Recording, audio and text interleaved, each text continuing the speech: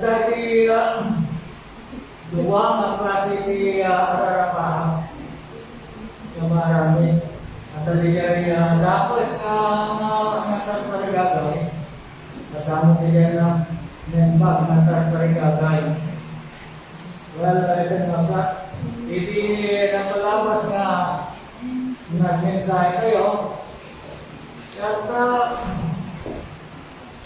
napagsasabihan kayo, hindi may papan di Halloween. Kaya babaw hindi nabasa tayo, dinasapang sa kasuratan, ang natin tas nga klase hindi celebration. Hindi ka mo tinatas yung papan hindi Halloween. Saan tayo mag-isang beso? Natayay pa ng lagit tayo, malagit tayo yung telebiyag na pimusa yan. Kaya isuloy niya kay Halloween. Awan di pagkatana niya pa ng lagit tayo lang kadapada. Basta saan nga nalawapan. Kaya hindi simbolo, hindi na-depunyohan na marami simbolo. Well, like ni Magsat, hanggang matuloy na yan, yung sa ilarata. Ngayon, title na sa Oops, Cursing Not Allowed. Sinasari yan na alam mo din sa umipa.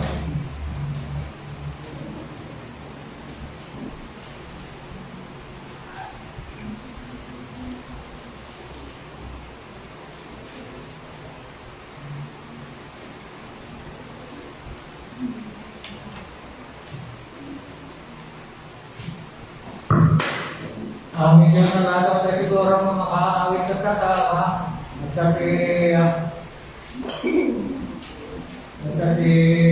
dessert na yung muna na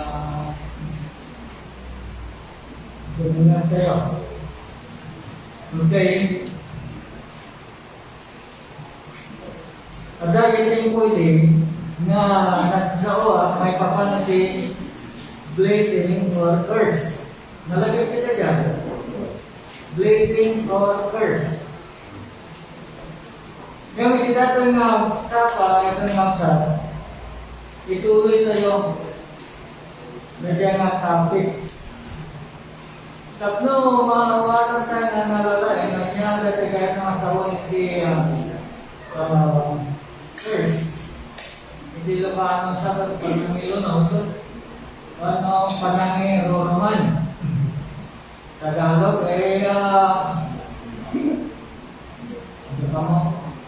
nusumpa ko na ano kay kabarbaro na naputusan manumpa sila na take out na so nga may message dali pa Ilocano Mangiloromon yan Mangilonod tanong take out na gaya ba kaya mga tatay mo dapat meron naman. Kagilo nun. Ngayon, nagyayari ng Tagalog, panunong pa sa tungkulin mo natin yan. Okay. According to the dictionary, curse is a prayer or invocation for harm or injury to come upon someone. To ask a divine power to send harm or evil upon. The curse means to wish that evil might happen to someone. The curse may also mean to use broken language or pagsahog nilakas. The judgment of God on a sinner may take the form of a curse. Sometimes people say they wish that God will destroy other people. Lakas mo ito sa Budayan na dyan sa Santiago, chapter 3, verses 6 to 12, may papanitibila. Okay. Ano ka na, Ikay panangilo, no? Nung panangilo naman, Kata, so iti apan nagkararag, tapno, matangrang ko ha, iti may isang tao. Wano, may isang banat. Uray pa nagiti mulmula. Iti pa nang ilunod, kata, iso iti man panagdawat, iti divine nga pa nakabalik. Nga mangited, iti arm. Wano, dagas nga banat. Iti may isang banat. Iti pa nang ilunod, iso na dyan pa nagkarigagay. Nga marami iti may isang dapas nga banat iti siya sinuman. Kaya iti pa nang ilunod, iti lunod, mabalik nga kay papananda, iti panagaramat, iti sao nga dapas, profane language. Nagtunga iti Diyos, kada iti mga pasol, mapaling nga may ladawan natin pang nakakilunod. Say, for example, natin nga sa mas nga tayo, na po isos, nalabasan na iti kayo nga victory. Nanipot kita, natay nga nalagos iti nga kayo. Nailunod ni Apo Diyos. Now, there are reasons why some people curse other people, especially those who are not in good terms. At nagititin po nga hindi may mga tao, kaya ilunod na, hindi pada na mga tao, yung runa no, ang ginigno na. Okay. Jealousy, disappointments, insecurity are some that may trigger cursing. Insecurity seemed to be the cause why King Balak wanted to curse the ancient Israeli nation.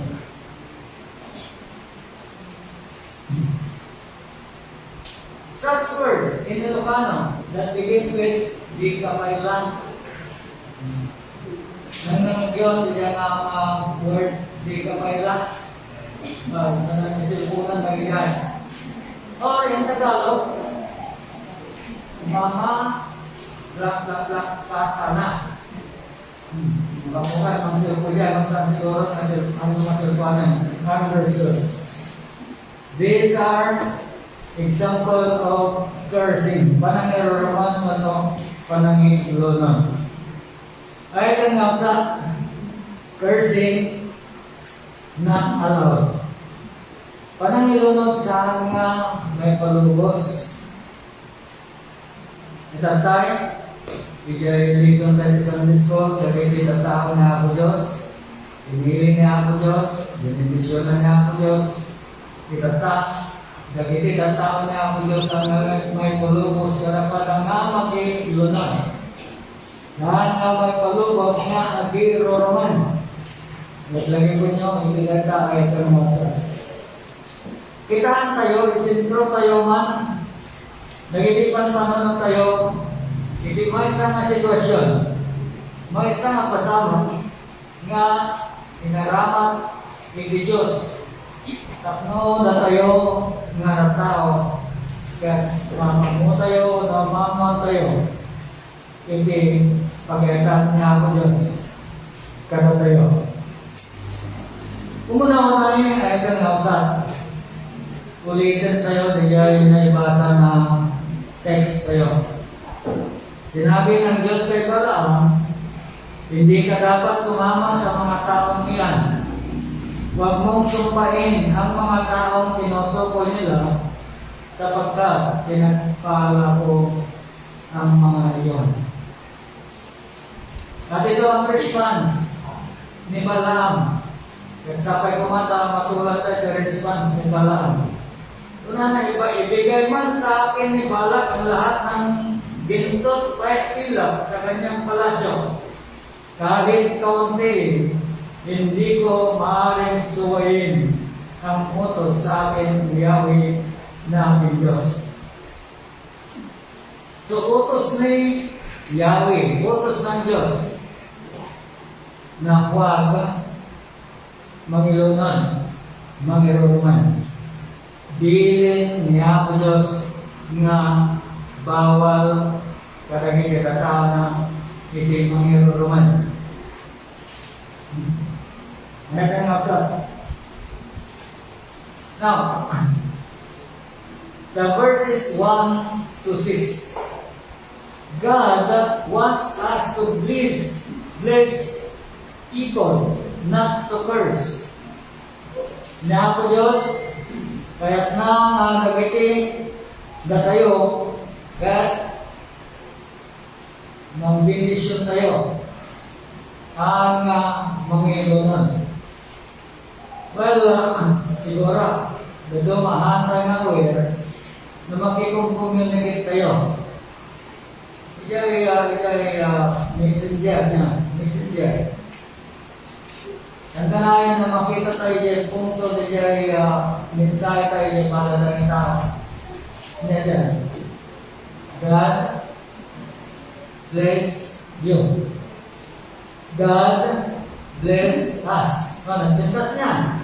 Kawan pa din natin, nakita ka naman sa na panangiruruman nga sarita kadagilan ng communication. Well, ay magsak kasi kaya nga ang Diyos mag-meditation tayo kadagiti ng tao. Na basta di pasama at masagat mata tayo idea na apay na naramat iti daton. Nga dahil diyayo, sa bagay basahin tayo scripture na naalala tayo diya mismo. Hindi Ilocano, Tagalog. Nagpatuloy ang paglalakbay ng mga Israelita at nagkampo sila sa kapatagan ng Moab sa gawing silangan ng Jordan. Imagine natin ang istorya. Sa tapat ng Jericho, ang lahat ng ginawa ng mga Israelita sa mga Amoryo ay dilingin kay Haring Balak na anak ni Zippor. Ngunit, hindi siya makakilos laban sa mga Israelita sapagkat napakarami ng mga ito. Natakot sa mga Israelita ang mga Moabita sapagkat lubhang napakarami ng mga Israelita. Kaya sinabi nila sa binungang ng Midian, uubusin ng mga taong ito ang mga bayan sa paligid natin, tulad ng pag-ubos ng baka sa sariwang damo. At nagsugo si Haring Balak kay Balaam sa bayan ng Picor, sa mga ilog Euphrates, sa lupain ng mga Amaw. Ganito ang kanyang ipinasabi. May isang sambayanang dumating buhat sa Egypto. Nasakop nila ang mga bansa sa paligid namin. Malapit na sila ngayon sa aking lupain at napakarami nila. Magpunta ka agad dito at sumpain mo sila. Siguro, malulupig ko sila pagkatapos mong sampain sapagkat alam kong pinagpapala ang binabasbasan mo at minamalas naman ang mga isinusumpa mo. Iyan na, mga kapatid, ang background dito. Nagigay ngayon Israelita sa Jagaputa dahil Egypto, nagkaroon dahil Jagaman ay karigay Kanaan. Ato dagiti struggles nga naglasatan siya. Ato dagiti tribo, wala nasyon nga pinalaban siya. At malasat siya na makapan siya na karig nga tawigan siya nga daga. So, nagdadawan na natin nga baksa dagiti na mati, dagiti Kristiyano. Nga habang tayo ka nagtutuloy, iti panagdalayasan tayo nga turong ijay na ikarin na lugar versus na ilangitan nga pagtaingan.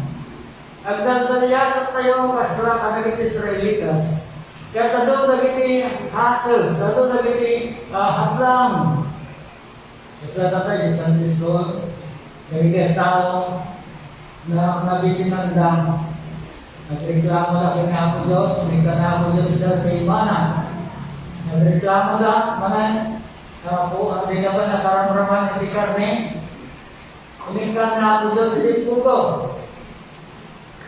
Yalang tili, karamihan na. Yung formin na masama, napigawan na, ang mga iloko na. Nagreklamo naman, mawaw kami. Inikan na ako Diyos, hindi kanom. Nga saan nga nagtao rin natural na karayan. Nagtao iti bato. Nag-bimswak iti ganom, iti bato. Improvide niya ako Diyos. Kada tayo ayat ng hausa. Ano na iti hassles, discouragements, nga paglalasaran tayo. Yan. Nagiging sakit.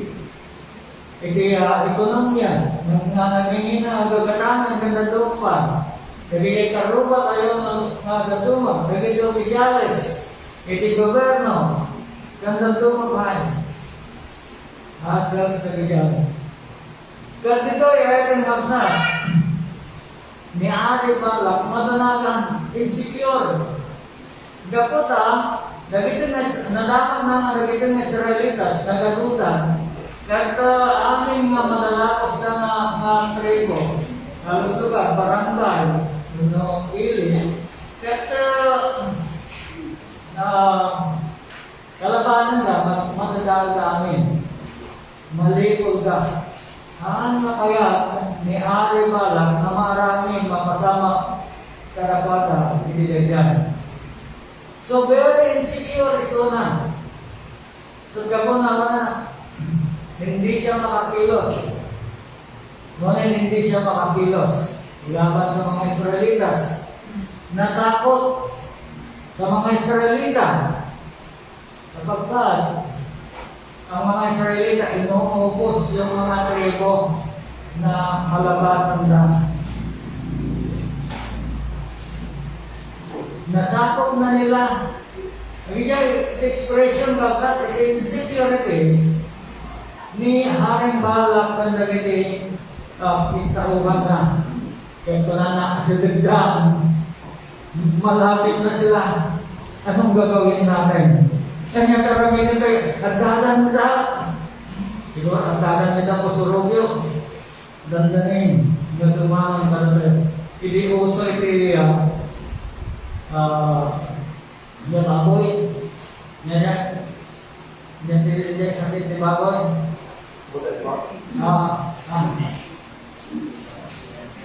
Hindi gusto magbigay, may balita, ilalakdang, hindi tunggal ilig, awan ti pastrikan ka nga baboy, napalabasin na, nakuhaan na, malisan, nagkitindarakan. Nagkaskas-timod na lumabas na. Hindi COVID pa na. Nakas hindi gobyerno, kalakpudan. Laban na rin quarantine, isolation, ito lumabas. Hindi gobyerno ang panic, or karapay. Well, ito nga sa insecurity. Mabuting, madanagan, nagiging tao. Nagiging anasyon, ni Dauluan, ni Arin Balak. Ito nga sa ni Ako Diyos, sana kaya nga mangilunod kayo. Ni Ako Diyos, sana kaya nga mangilunod ni Aring Balak. Ito pinaramid na, kaya ba't na nabigay close in? Security na, at opisyalan na.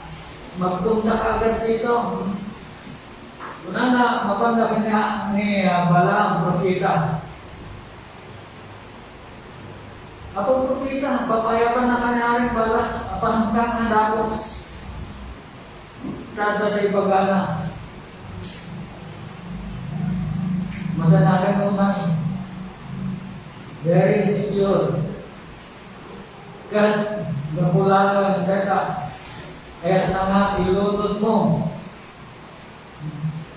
Kaya na nga ilurumon mo. Nagito'y nalakaan ng Israelitas. Tadayani, hindi ang muna nga maka-isalakan hindi nasyon. Ngayon, siguro, malulupig sila pagkatapos mong sumpain. Sapagkat alam kong pinagpapala ang binabasbasan mo at minamalas naman ang mga isinusumpa mo. At dumawag sa kagkararan. Siguro, huwag ka natin nag-prayer request nga ba? Ika, Pastor, kararan mo man, ikarumang kapuman. Mapisti ko ang gawin mo ng daan. Kawang pa din nang prayer request nga dyan, siguro personal. At dati mga ikarkararan ka dyan. Yan. Lalo no, ang papalan din, di ba pati ko.